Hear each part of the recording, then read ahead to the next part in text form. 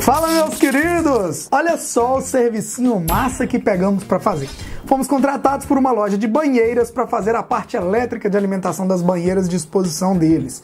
Daí tivemos que fazer toda a infraestrutura de eletrodutos externa, cavar e embutir parte dos tubos no chão e ainda montar um quadro de distribuição totalmente vedado contra água e poeira para ficar exposto ao tempo e não oferecer problemas futuros, né? E agora presta atenção, devido à falta de materiais, a gente teve uma ideia para resolver o problema de infiltração nas emendas aí com Unidute que não tem vedação.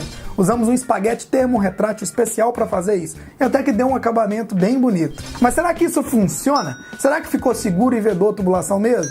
Não teria uma solução mais em conta ou mais fácil? Galera, essa aqui é uma loja de banheiras daqui de Belo Horizonte. Fomos contratados para colocar um quadro de distribuição externo, exclusivo para alimentação e proteção dos spas que eles usam aí de monstruário para os clientes. Conforme o pedido do nosso cliente, o quadro ficará fixado no muro escondido ao lado desses arbustos aqui. Daqui iremos sair com duas tubulações, uma subterrânea para alimentar esse spa no deck de madeira e outra tubulação que irá para o fundo da loja para alimentar outro spa. A alimentação elétrica do nosso quadro sairá direto do portão que está aí atrás desse ofurô redondo aí, ó. O Charles começou fazendo a vala no chão para passar o eletroduto de alimentação do primeiro spa. Para nossa sorte, o terreno tinha apenas uma brita e logo abaixo já estava na terra. Ele primeiro separou a brita para não sujar e depois cavou em média 15 centímetros para embutir essa tubulação. Olhem só a casa de máquina desse spa. O cliente vai colocar aquecimento solar nesse modelo, então será necessário cabeamentos de apenas 2,5 mm para alimentar a bomba de hidromassagem que tem em média aí 3/4 cavalo em 220. Mas mesmo assim, optamos usar um eletroduto de 1 polegada, pois o cliente pode optar no futuro trocar o monstruário e colocar um aquecedor elétrico. Daí será necessário trocar o cabeamento e também o disjuntor, mas a infraestrutura já fica pronta e apta para receber alteração. E aqui estão os materiais utilizados nessa empreitada. Eletrodutos de PVC de 1 polegada, curvas para eletrodutos, buchas, parafusos, abraçadeiras tipo cunha, unidute, cabeçote, espaguete termorretrátil, conectores perfurantes para ligar no padrão, cabo 16 mm para alimentação do QDC e aterramento, cabos 2,5 para ligação do primeiro spa e, claro, nosso quadro de distribuição totalmente vedado e personalizado pela Engerhouse. Mas agora você deve estar curioso para ver a montagem completa desse quadro de distribuição, né? Eu já posso te adiantar. Montamos aqui no estúdio mesmo e levamos pronto para a obra, o que já nos adiantou em um bom tempo, né? Bom, aqui no estúdio vamos utilizar um quadro de distribuição hermético IP65, ou seja, é um quadro altamente vedado contra a infiltração de água e poeira. Esse aqui tem capacidade para 12 disjuntores. Então nós vamos usar 2 DPS para proteção de 2 fases, um disjuntor geral bipolar de 63 amperes, um DR bipolar de 63 também, outro disjuntor bipolar de 50 para a banheira 2 e mais um disjuntor bipolar de 20 amperes que vai ser para a banheira 1, que terá aquecimento solar, aquela que eu já falei.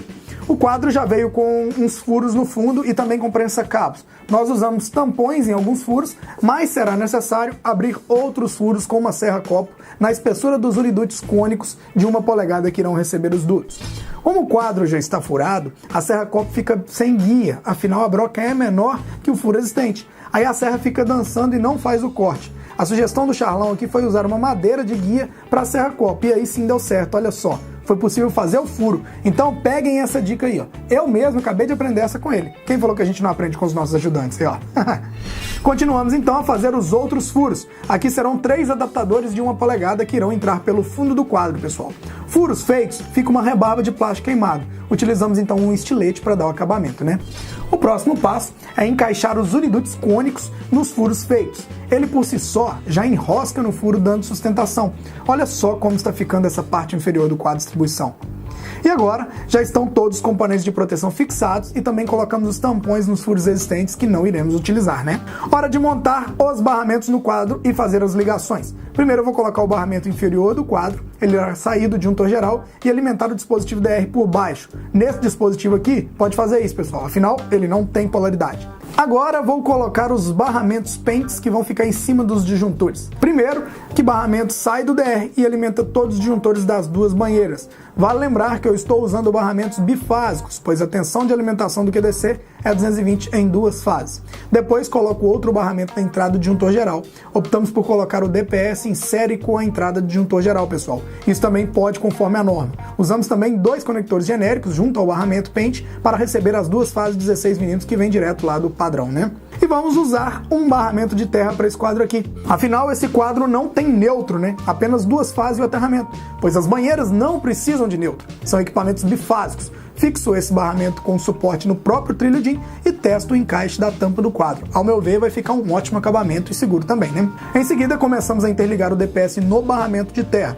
Usamos para isso cabos 4 mm na cor verde. Conforme exigido na norma, 4 mm é a seção mínima usada aí para interligar o DPS no barramento de terra, desde que o comprimento desses condutores não ultrapasse aí 50 centímetros. Eu já falei sobre isso. E optamos usar 2 pedaços de cabo, um para cada DPS, pois tem espaço no barramento para isso, né? E assim ficou o quadro pré-montado. Aqui, pessoal, ele está pronto para chegar na obra e apenas fazer a conexão dos condutores. E aí, o que vocês acharam? A gente passa no teste de montagem ou não? Mas voltando aqui para nossa obra, olhem só isso. O padrão CEMIG aqui é antigo e não colocaram a caixa de inspeção. A tampa do quadro não tinha selo e tivemos que fazer a conexão do eletroduto direto na caixa do padrão mesmo.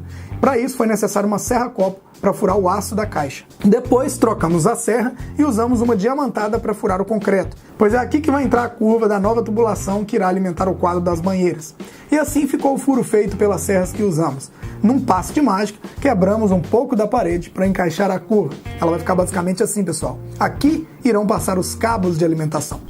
Feito isso, começamos a fixar as abraçadeiras tipo cunha de 1 polegada que irão prender os eletrodutos na parede, né? O Charles iniciou os furos, usamos sempre broca 6 e bucha 6 também. Em média, espaçamos aí 60 a 80 centímetros entre as abraçadeiras, ou colocamos próximo às conexões, pois assim fica uma boa fixação, né? E assim ficaram nossas abraçadeiras fixadas, pessoal. Tem que tomar muito cuidado nessa infra, pois ela fica toda aparente. Se deixar desalinhado ou com acabamento ruim, fica péssimo e o cliente percebe na mesma hora, né? Enquanto o Charles segue na fixação das abraçadeiras, eu vou adiantando os cortes dos eletrodutos. Nesse momento, eu já medi os pedaços necessários e começo a fazer os cortes. Para isso, logicamente, usamos um arco e serra, pois a tubulação de PVC é muito fácil de cortar, né? Agora, eu estou enchendo um pedaço de eletroduto aqui de brita, mas aí você pergunta, para que isso, André? Galera, a curva de 90 graus a gente até compra, mas curva de 45 graus a gente faz usando o próprio eletroduto. Mas na verdade é bom encher de areia e não de brita. Só que não tinha areia, aí vai de brita mesmo. Coloca um plástico de um lado para a brita não vazar e partimos para aquecer o duto e fazer a curva. Usamos um soprador térmico para isso. Esse modelo meu aqui é de 1800 watts em 127 volts. Notem que ao aquecer o tubo fica maleável e a gente consegue moldar. Se tivesse aquela areia aqui dentro, não enrugava na dobra dessa forma que você está vendo aí. Se você usar areia, pode fazer curva até de 180 graus que não deforma o tubo. É top essa dica. Eu vi isso na internet e depois passei a fazer, eu vi que funciona mesmo. Aqui eu uso uma curva de 90 graus para comparar com a curva que eu preciso fazer, que é de 45 graus, né? Segura o tubo até ele esfriar e pronto, tá feita a curva, né? E olha só onde vamos usar essa curva que fabricamos, nessa quina de parede aqui, ó. Por isso, pessoal, às vezes é melhor medir, aquecer e adaptar o próprio duto do que gastar mais conexões com luvas e emenda e por aí vai, né? Mas então, galera, nós fomos na loja comprar o material e não achamos o Unidut para tempo, aquele que é vedado com uma borracha próprio para instalação em áreas externas. Ligamos para as várias lojas e parece estar em falta aqui em Belo Horizonte, infelizmente. Daí, tivemos que usar o Unidut normal sem vedação. Mas a gente precisou adaptar uma vedação para ele e tivemos uma ideia, que eu já falei no início do vídeo, olha só. Compramos espaguete termorretrátil de 1,5 polegada com proteção ultravioleta, afinal vai ficar exposto ao sol. Esse tipo de material é para isolar emendas de cabos e barramentos de cobre, mas devido às suas propriedades, eu acho que vai ser uma boa opção para a vedação dos Uniduts também. Cortei vários pedaços de aproximadamente 10 centímetros e considero isso suficiente para cobrir um Unidut. A ideia é essa aqui, ó, eu coloco a luva dentro do termorretrátil. Agora vamos ver como é que vai fazer essa vedação, ó. Primeiro colocamos o Unidut no eletroduto, parafusamos tudo e já deixamos fixado. Depois encaixamos o termorretrátil e com a ajuda do soprador térmico começamos a esquentar o material para ele se fundir em volta de toda a peça. Notem, pessoal, que o ponto de fusão do termorretrátil é abaixo do eletroduto, logicamente. Por isso ele se funde mais rápido ao material sem danificar o eletroduto. E olha como o acabamento fica. Isso aqui, ao meu ver, dá uma vedação de 100%. Eu até gostei da ideia que a gente teve aí para resolver o problema. E para testar se vedou mesmo, enchemos o tubo com água e não houve vazamento. E isso ainda com mais pressão, né? Pois se a gente pensar numa chuva, por exemplo, de fora para dentro, aí é que não vai infiltrar mesmo dentro do eletroduto. Agora olha essa parte da infra que já fizemos fixada na parede aqui, ó. Particularmente deu gosto de ver o acabamento. Eu achei muito profissional isso aqui. E outra dica que eu dou é também já ir passando os cabos na montagem da infraestrutura. Pois depois de tudo pronto, dá mais trabalho ficar sondando a guia e amarrando o cabo para puxar, né? Ainda mais se for cabo 16 mm, que é o nosso caso. Cabos passados e dutos fixados, usamos o soprador mais uma vez para aquecer o termo retrátil e finalizar o acabamento. Vale lembrar que isso não vai afetar o cabo, pois o tempo de aquecimento até o espaguete se contrair é pouco, e essa temperatura não chega a atingir o condutor. Inclusive, o conduto, no caso o eletroduto, aquece muito pouco. Nos preocupamos com isso também, né? Hora de fixar o quadro então. Fizemos 4 furos nas guias do quadro para fixação. Depois eu peço a ajuda do Charles para nivelar e marcar esses furos na parede. Em seguida eu faço os furos no muro. Nós vamos usar 4 parafusos sextavados com arruelas e bucha nylon aí, número 10, para fixação desse quadro. E aqui eu estou fazendo o resto da tubulação subterrânea que sobrou para trás, né? Usamos uma curva de 90 graus com um cabeçote para chegar esse cabeamento aí dentro do deck e alimentar a casa de máquinas. Aqui dentro é meio apertado, pessoal. Agora que é a hora que o eletricista se contorce todo para conseguir executar o serviço, né? As costas e o joelho agradecem o belo tratamento que eles recebem nesses momentos. Mas voltando para o nosso quadro, ele ficou assim fixado e com os cabos de alimentação já passados. Foi necessário fazer uma curva também no duto para chegar no nível dessa curva que colocamos aí, né? Descemos com a tubulação, fizemos a emenda e vedamos com o termo retrátil. Nesse momento, o Charles já estava enterrando a tubulação para depois cobrirmos novamente com a brita. E aqui já está coberto de brita e os cabos de 2,5 mm passado para alimentar esse spa. Esse quadro vem com tampinhas de proteção para vedar onde fizemos a furação para fixar o QDC. Desse jeito aqui não tem como a água entrar nele por lugar nenhum. E tem uma vantagem que o muro tem uma pingadeira logo acima do quadro, ou seja, a água não escorre na parede, né? E agora curte aí de forma acelerada como foi o fechamento e a montagem desse quadro aí.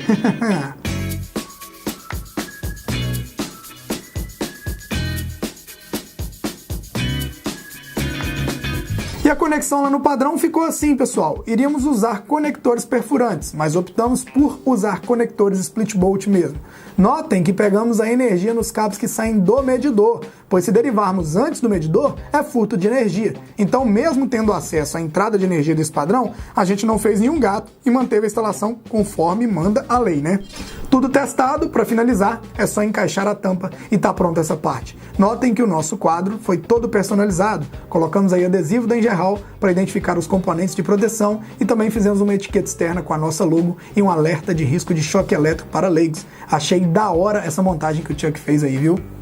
E pessoal, uma observação, no quadro de distribuição aí, na hora que a gente montou, a gente errou. A gente colocou um barramento tripolar interligando o DR aos disjuntores. Só que aí fomos ver na hora de testar, uma das fases não funcionou. Daí, dando uma conferida lá, a gente viu que o barramento estava errado, a gente trocou, tirou esse aqui e botou um bipolar. Infelizmente isso acontece, mas conseguimos corrigir. Por isso que eu recomendo sempre assim que montou, testou, né? E aí, meu querido, gostou dessa dica? Eu tenho uma outra dica ainda mais filé do que essa. Principalmente se você quer se tornar um eletricista profissional mais seguro e confiante e também que vai saber fazer qualquer tipo de serviço na área elétrica. Seguinte, logo abaixo aqui na descrição desse vídeo eu deixei um link para você participar de uma aula online e gratuita comigo. Um grande abraço e te vejo lá na aula.